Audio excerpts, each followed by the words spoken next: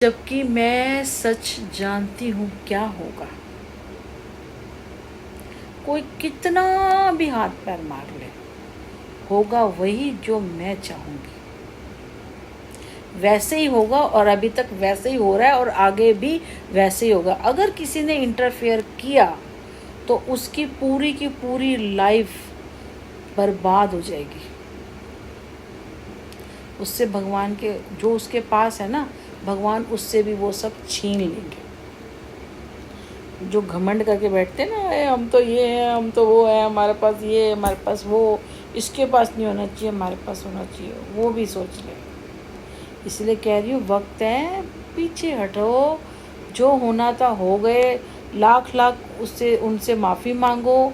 और हो सकता है अगर प्रभु आपको माफ़ नहीं कर रहे तो वो चाहते होंगे कि तुम मेरे पास आओ और उससे माफ़ी मांगो, क्योंकि वो बहुत परेशान है। क्योंकि मेरे को यही है कि बस मुझे पता चलना चाहिए किसने क्या किया।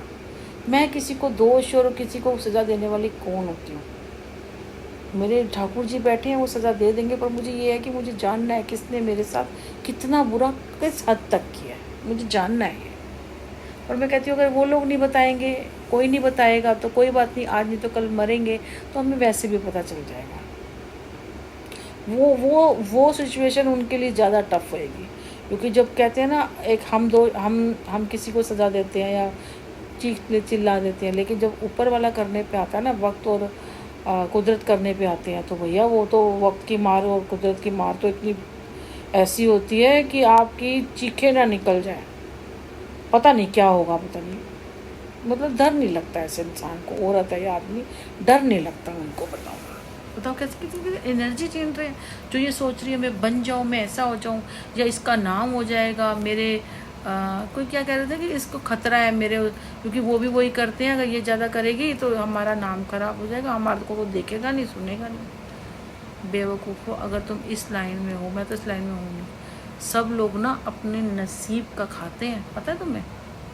भगवान ने हमें सांसें गिन के दी हैं, हमें तो इसलिए हम भगवान ने हमें निवाले भी गिन के दिए हैं, पता है तुम्हें। एक चीज़ मैं बताती हूँ, कल मैंने एकादशी का व्रत रखा ना, प्रदोष का भी रखा, एकादशी का निर्जल रखा था मैंने, ठीक है। तो मैं गौशाला भी आई, कुछ थोड़ी सी प्यास लग रही, फिर मैं आई ना आई, तो मुझे पता था मैं पहली बार तो सो गई, क्योंकि पूरी रात जागी थी। 3-4 बजे उठी मैं, उसके बाद फिर कुछ भी नहीं करना था। फिर मैं थोड़ा टाइम देखा, फिर सो गई, फिर देखा, फिर सो गई, ऐसे करती थी। बच्चे की भी छुट्टी थी मेरे, बच्चे की छुट्टी नहीं थी, बच्चा काम से आया, फिर उसे दिया, फिर सो गई। तो मेरे को कल सोती ही रही, पर मुझे प्यास नहीं लगी, क्योंकि मैंने नमकीन चीज़ नहीं खाई थी कोई भी। आप अगर नमक खाते हो ना, नमक खट्टा कुछ भी खाते हो, आपको इतनी प्यास लगेगी, इतनी प्यास लगेगी, बताओ। क्योंकि मैं नमकीन ही बहुत पसंद करती हूँ शुरू से, और मैं पानी बहुत ज़्यादा पीती हूँ। ये भगवान ने मेरे साथ किया है। क्यों? क्योंकि देखो ना, भगवान को पता था ना इन कुत्तों ने मेरे साथ कुछ क्या किया। मेरा लीवर थोड़ा डैमेज हो गया था, जब हो गया था ना, मेरे लीवर की प्रॉब्लम हो गई थी थोड़ी सी, जब 2015 में पता नहीं क्या हुआ था, तो उस टाइम पे जबकि मैं कोई कुछ करती हूँ, कुछ भी नहीं, मैं तो घर में थी। शायद एक मेडिसिन गलत खा ली थी, शायद एक मेडिसिन आती थी, वो दर्द होता था, तो क्योंकि ये ऐसा करते थे ना, तो हो सकता मुझे पेन में काम करती थी, थक जाती थी, फिर मैं दवाई खाती थी, तो शायद उससे हुआ या किससे हुआ, बाकी तो और कभी कोई चीज़ नहीं ली। तो वही दिन देख लो, 2014 का है, आज 2024 है, 10 साल हो गए। ठाकुर जी की कृपा है मेरे ऊपर। अपना भी ध्यान रखती हूँ, पानी बहुत पीती हूँ, क्योंकि मैं नमकीन खाती हूँ।